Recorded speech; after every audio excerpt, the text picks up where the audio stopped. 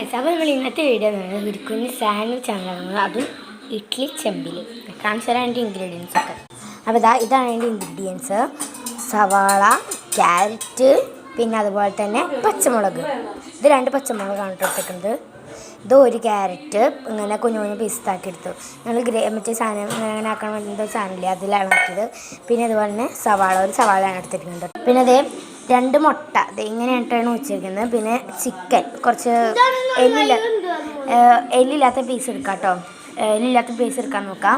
പിന്നെ ഇതുപോലെ വറ്റൽമുളകും വെളുത്തുള്ളി. ഇതിൻ്റെ ഇതുപോലെ ചിക്കൻ മിക്സിയുടെ ജാറിലിട്ടിട്ട് നോക്കിയ ചിക്കൻ മാത്രമല്ല കേട്ടോ, ബാക്കി സാധനങ്ങളും. ചിക്കൻ മാത്രമാണോ എടുക്കട്ടെ? അപ്പോൾ ചിക്കൻ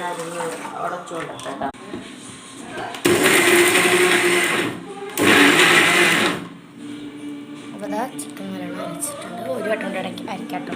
അത് വേണ്ട, അരക്കണ്ടല്ലേ. ഇതുപോലെ അരച്ചെടുക്കാം കേട്ടോ. ഇനി നമുക്ക് ഈ നമ്മുടെ മറ്റേ വെജിറ്റബിൾസിലേക്ക് ഇതൊന്ന് ഇട്ട് കൊടുക്കാം.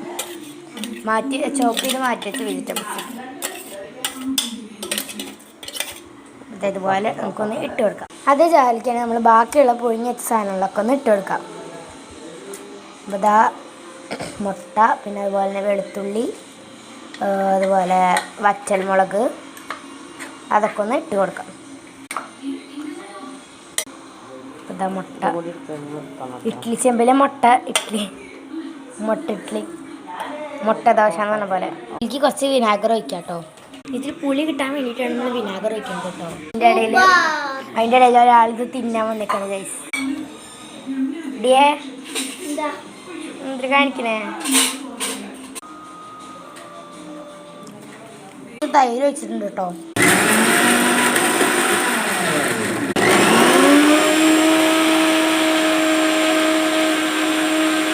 ഇതാണ് ഗൈസ് നമ്മുടെ അരപ്പ് കേട്ടോ. ഉപ്പ് ഇടുന്നുണ്ട് കേട്ടോ ഗൈസ്. ഉപ്പ് ഇട്ടിട്ട് നമ്മൾ ഒന്നും കൂടി അരക്കാം കേട്ടോ.